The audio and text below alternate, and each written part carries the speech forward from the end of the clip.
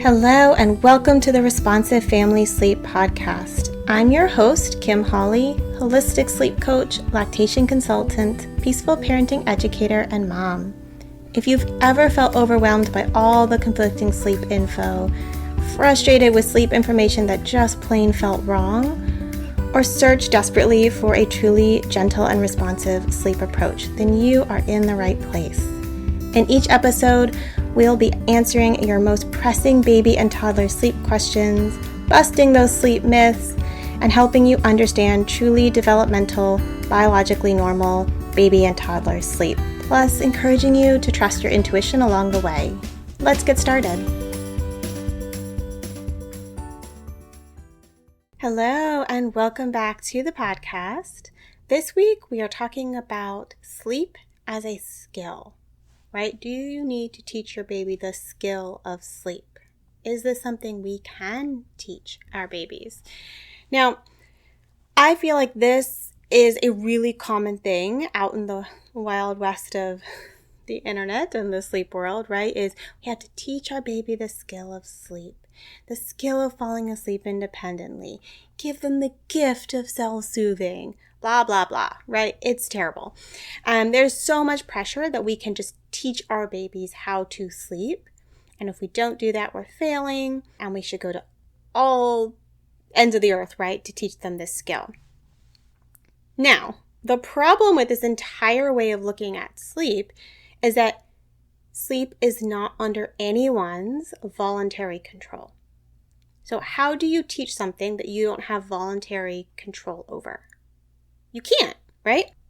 Sleep is involuntary. We fall asleep when the conditions are right, and there are so many reasons the conditions might not be right. And that is true across the age span, right? Think about adult insomnia.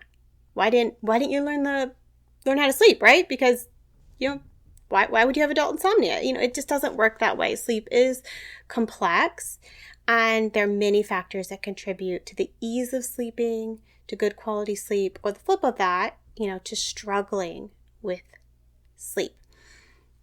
And I sometimes think that sleep is more an expression or a symptom of how our body is feeling, whether we are able to read tired cues, feel that we're tired, have a good setup for sleep, and be able to go to sleep.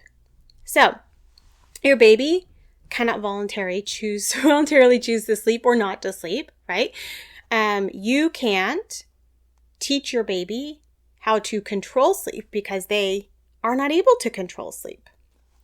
So if we can't control sleep, what do? What is our role, right? Our role is to set up good conditions for sleep, to support our babies around sleep, to help recognize when they're tired, right? Babies don't automatically know how to read their body and know they're tired.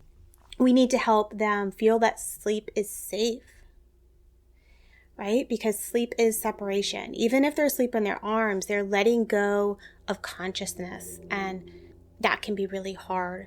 Certainly if we're putting them down in a bassinet or crib, right? Or even like a toddler bed, that is physical separation. And that can be really hard at times. So we have to build an association that sleep is safe and that we are there for them around sleep. We have to help them regulate around sleep, right? I'm sure I've talked about this on the podcast before, but like one of the big things with sleep is that we need to head into sleep tired. We need to be able to relax, and we need to feel safe and secure.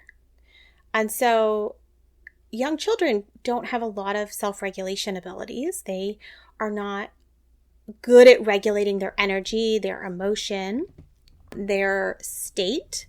And so we're there as the adult to help them relax. And of course, no one relaxes when they don't feel safe. So we need sleep time to feel good, and their sleep space to feel good and be familiar and feel like a positive place to be. And we need to actively help them relax. So we're helping them notice they're tired. We're helping them regulate, relax. We're helping them feel safe and good around sleep.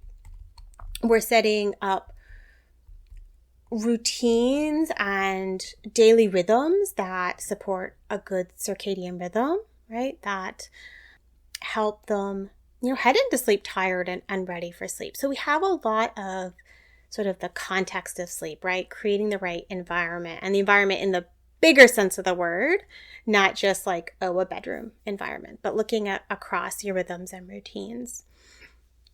And so we're not teaching them to do anything, but we are supporting all the things that need to happen in the body in order for sleep to happen. Now, what about when we are changing something about sleep, right? Like the baby you always bounce to sleep is heavy and you can't bounce them to sleep anymore, and they've never experienced falling asleep without being bounced to sleep. What's our role there? Are we teaching them to fall asleep without being bounced? Is that right? I would say no. It's still not the right way to think about it. A baby that has been bounced to sleep their whole life, we need to help them feel comfortable regulating and relaxing into sleep in different ways. And we might need to take slow, gradual steps, to help their body adjust to less input, because that bouncing was doing something for their nervous system. It was doing something to help them relax into sleep. And over time, that also might have built like a habitual, this is how we fall asleep piece that we need to maybe actively shift.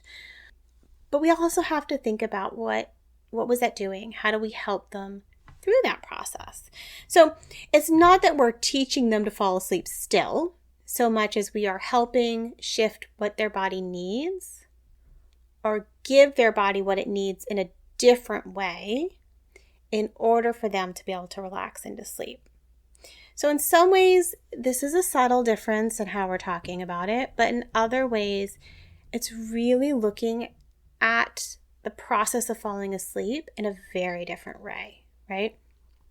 Saying that sleep is a skill is saying that it's just all about the behaviors we're doing, right? That we're teaching our body to do certain things versus supporting what our body needs to do something that is innate to it, right? I know maybe some of you with like older kids are gonna be like, but I do have to teach my kiddo what to do when they get up, right? In the middle of the night. Do I want them to come find me? Do I want them to call through the monitor? Do I want them to come crawl on the bed and not wake me up, right? There's absolutely a place for talking our child through what we want them to do when they're old enough for that, right?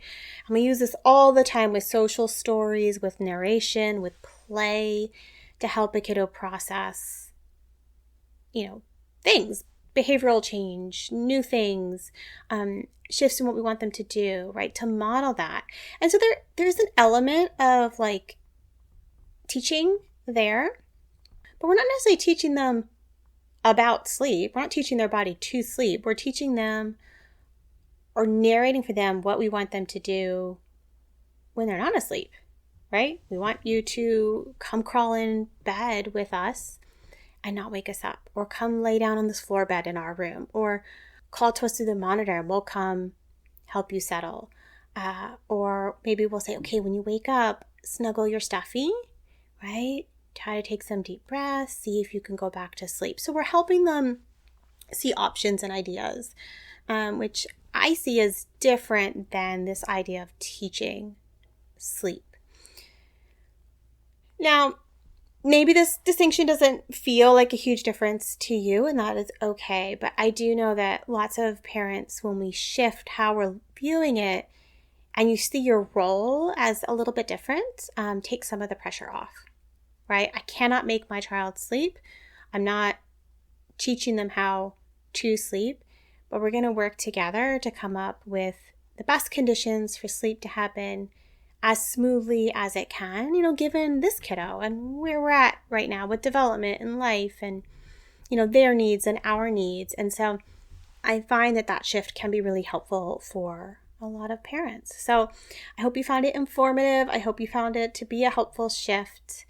And I hope that you are in a good place with where your rhythms and routines are for sleep. And of course, if you're not, I am always here.